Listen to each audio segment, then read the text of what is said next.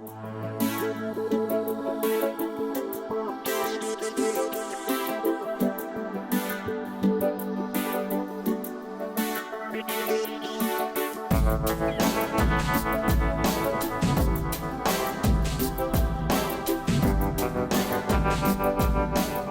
behalf of our entire team at United Way of Central Kentucky, we hope you're having a wonderful start to the new school year.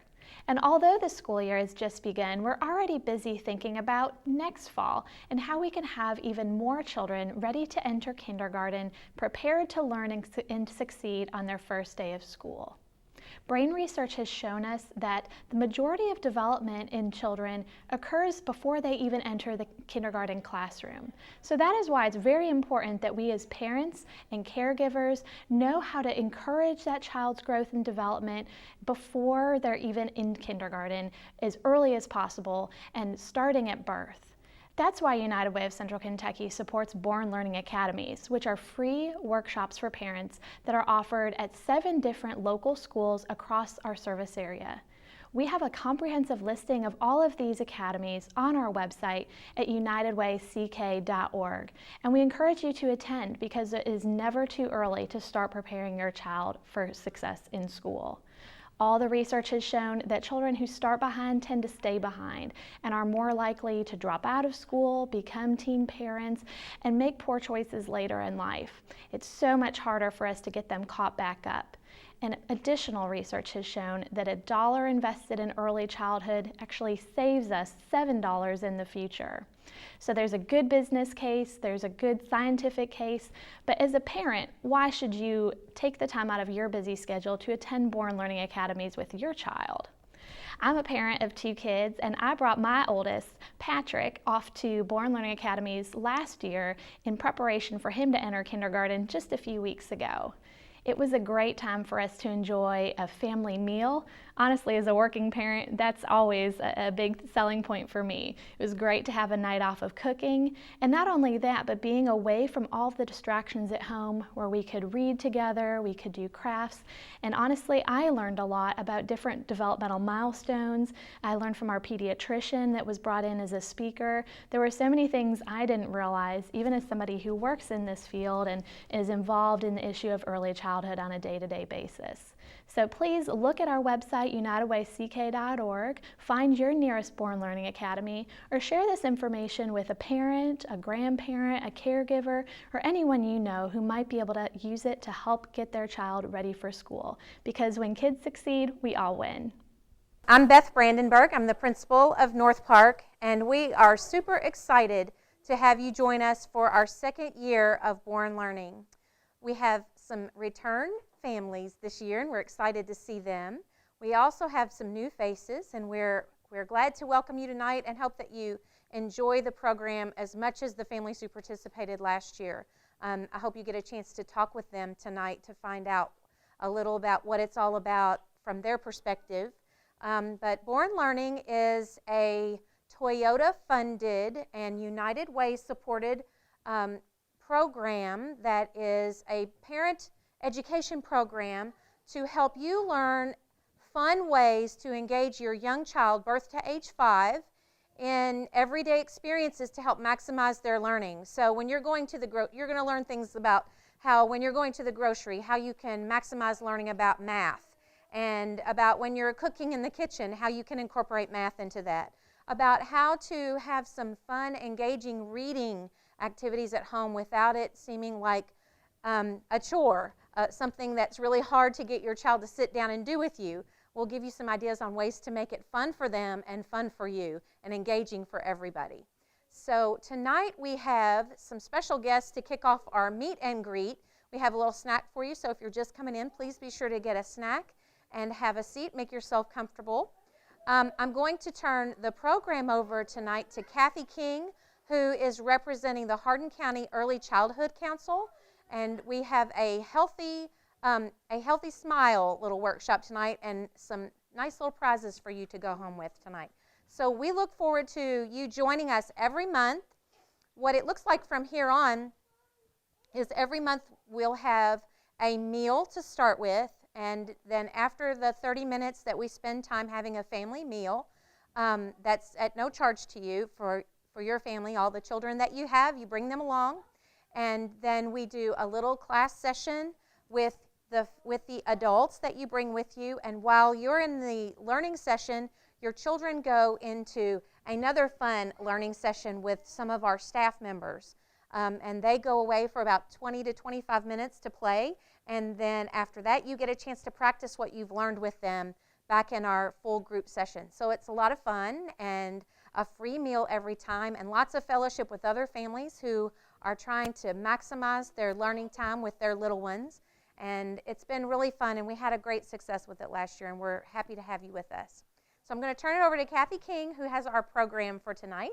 So in the green bag that you have this really cool book, What to Do for Healthy Teeth, because your child's oral health have a lot to do with their overall health. I don't think I knew that. So this was kind of interesting to us. Our Early Childhood Council wrote a grant for this oral health information, and so you guys are our audience for the grant. Thank you for participating. This is our purpose tonight. I'm going to talk to you about helping prevent cavities in your children. Learn about good dental health begins in pregnancy. Care for your baby's teeth, and then understand when you visit the dentist. When you go to the dentist, is it sometimes scary? No? For my kids, it was scary. But we have a great dentist who has the same name I do. I'm not a dentist, but anyway, she made it pretty comfortable for them.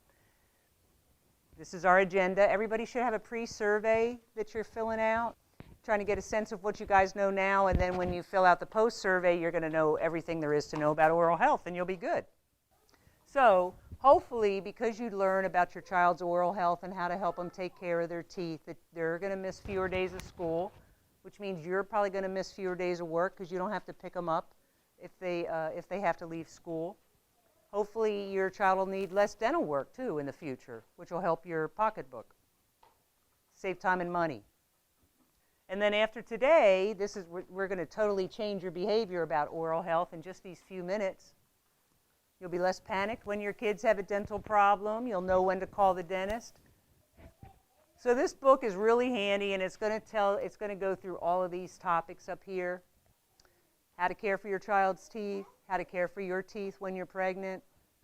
You have some places to write in the books, phone numbers for your dentist, other emergency numbers, things that you've learned about oral health.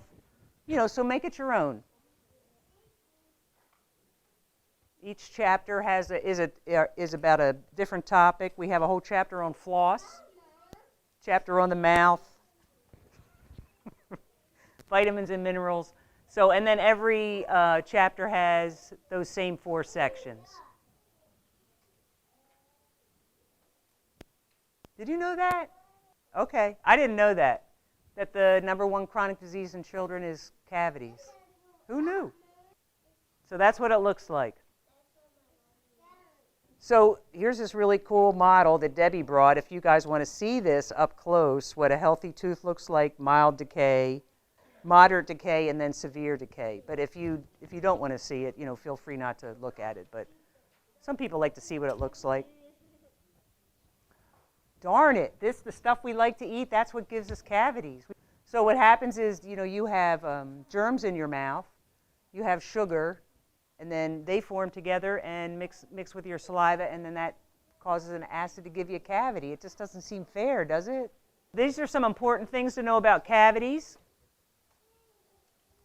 We're not born with germs. We get them from others. And an infectious disease can cause an infection, and they can last a long time if they're not treated. Cavities are preventable. We talked about brushing twice a day. I think Terry's going to talk about that in more detail. Flossing. And then if you drink water after you have something sweet, that helps wash away the sugar from your teeth. So on page 18 in your book that you have, you can look that up. So it talks about it. What is it? What do I see? What can I do at home? When should I call the dentist? What else should I know? Just really simple information. I'm Terry. I'm also a part of the Community Early Childhood Council, and I'm just picking up from here. So we know we're supposed to brush our teeth when? How many times a day? Twice a day, right? Supposed to brush our teeth twice a day. And at any given time, there's about 100,000 germs in your mouth for the average person, 100,000. I thought that was mind-boggling. So the longer you wait to brush your teeth, the more those germs add up. So that if you wait 12 hours, in as little as 12 hours, you have anywhere from 3 to 6 billion germs in your mouth. I thought that was just, woo, 3 to 6 billion. So that's why it's so important that you brush your teeth at least twice a day. Well, what about toothpaste? Do we need to use any toothpaste? Yes, but the amount of toothpaste that we use varies depending on how old we are. If you are 3 to 6 years old, you use about a pea-size amount of toothpaste. If you are 2 to 3, they recommend just a smear. Toothpaste requirements for less than 2 is different, and we'll talk about that in just a few minutes. Toothbrush, the type of toothbrush you use matters too. So we know that there's adult-sized toothbrushes and that there are child-sized toothbrushes and that they come in hard and soft and medium bristles. I don't know if you've ever used a medium bristle toothbrush, but they hurt. I bought a medium one, not a hard one, and it was difficult. It was painful to brush my teeth. I had to get rid of it. You don't want your children's teeth, gums to be hurting just when they brush their teeth. So make sure you get the soft bristle. You need to replace it every 3 to 4 months because after the 3 to 4 month period, it doesn't remove plaque as good. That's why you need to toss it. If you get sick, you need to toss it because the germs that made you sick can hang out in that toothbrush. And if it gets frayed or kind of splintery looking, you need to replace it because it doesn't get in between your teeth as good. So all of those reasons you need to replace your toothbrush. Twice a day brush, use a toothbrush and toothpaste, and you need to make sure you cover all sides of the teeth.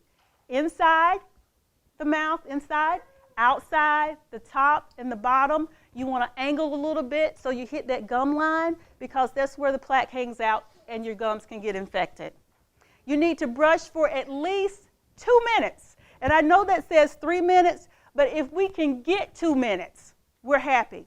It takes 2 minutes for the fluoride in that toothpaste to be absorbed by your teeth. And that's why you need to brush for at least 2 minutes. If you can get them to brush for 3 minutes, wonderful. But 2 minutes is what we're going for. So, dental care anytime is great. Having a good clean mouth is great, but during pregnancy especially, because the same germs that cause gum disease in mama can affect the health of the baby. Those germs can cause mama to have a premature baby, early baby, or the baby can be low birth weight. If mama smokes, then she can also increase her risk of a low birth weight baby and a premature baby.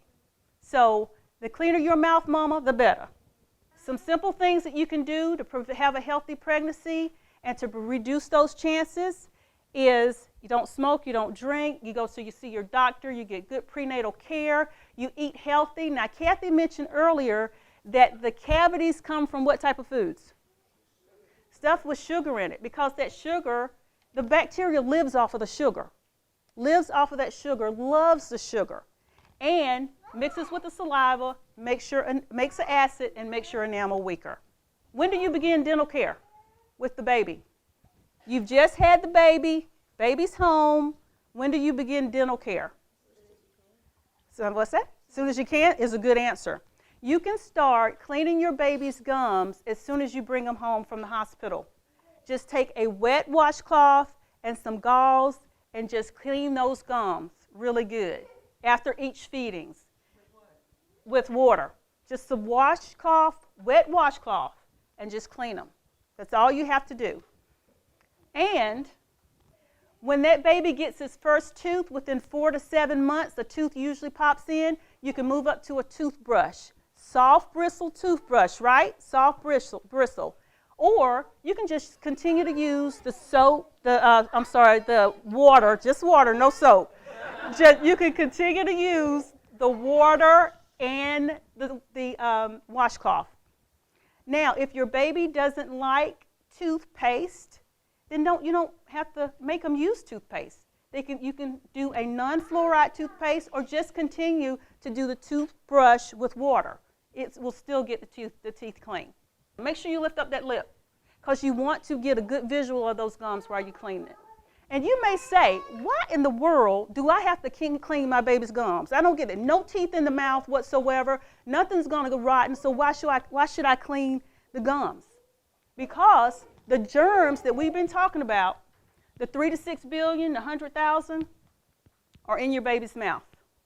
Your new baby's mouth, there's germs in there, okay? So when that new teeth comes in, they come in contact with those germs that are already on the gum and can cause harm to the tooth. That's why you want to clean the gums.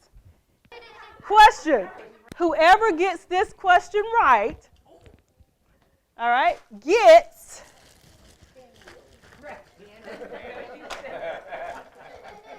this cute little toothbrush with the toothbrush eraser.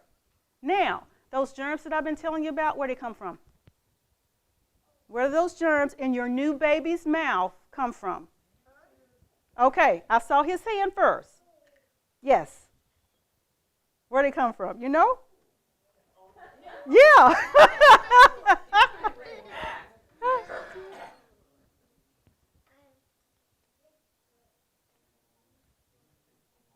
He said, okay, what about you? Yes. From the gums. Okay, yeah, I said they were on the gums. Before that, how did they get on the gums? Yes. Okay, tongue, already on the tongue. How do they get on the tongue? How do those germs get on the tongue and the tongue? From mama. That's right. Here you go. There you go. Congratulations.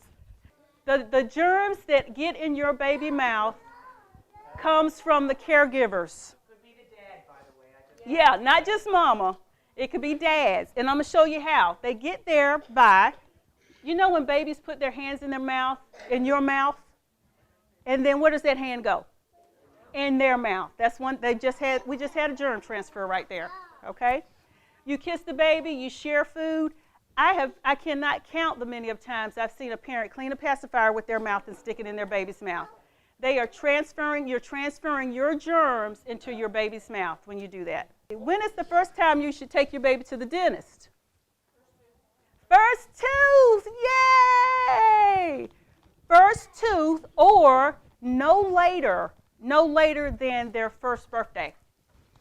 No later than their first birthday. I have seen, we go out to the schools, we do dental varnishing, we put fluoride on the teeth at elementary schools, and I can't tell you how many times I've seen young children with cavities or young children with silver caps already, very young.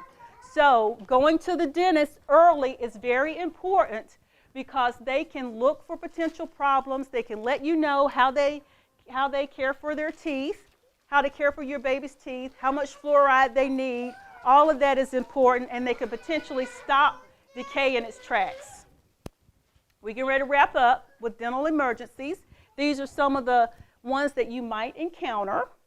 I want you to tell me what page in your book you can find information on a knocked out tooth. What page in your book? Knocked out tooth. Here's your little toothbrush eraser. Yes, 156. Did everybody find that? Page 156? So, a dental emergency is anything that can cause harm to the baby, injury to the baby teeth that will permanently damage the adult teeth.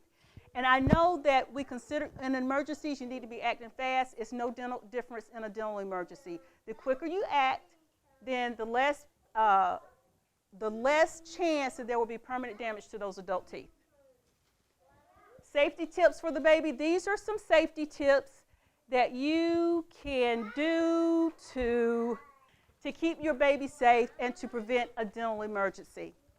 Last thing, where in the book can you find information on safety tips? What page? Safety tips.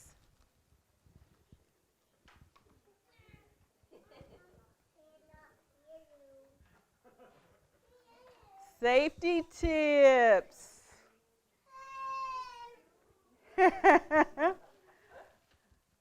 Look in the back of the book in the index. Look for safety tips. All right. Okay. 2 to 6 is right. So we're wrapping up. We hope that this book is easy to use. We hope that you find it useful, and we hope you found the class useful. Thank you very much.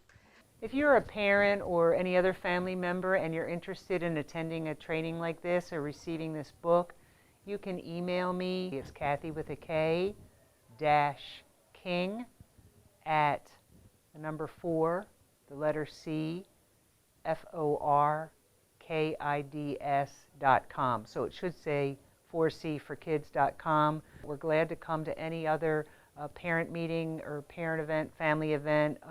It doesn't cost anything, and we're glad to spread the word. Thank you very much.